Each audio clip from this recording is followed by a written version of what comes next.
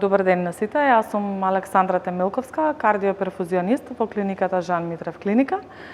Во моментов сме на интензивната нега и присуствуваме на третман за озон терапија со машината за вонтелесен крвоток кај пациенти со карцином. Првенствено би сакала, постапката да ја објаснам, се поставува катетер, што е по-различно од колку водењето на вонтелесен крвоток во оперативниот блок.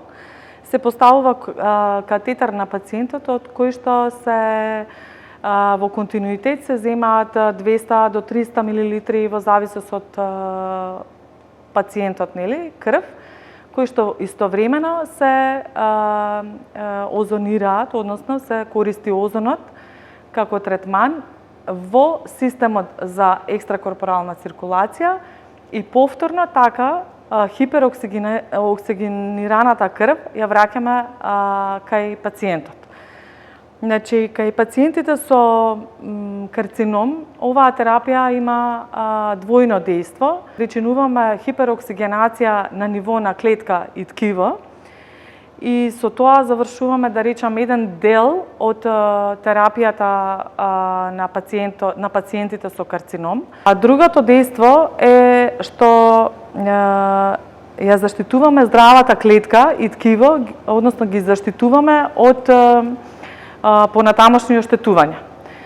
Со тоа што пациентите кои што подлегнуваат на ваков третман, на озон третман со машина за вонтелесен крвоток, секогаш одат во комбинација со цитостатската терапија која што е одредена од онколог.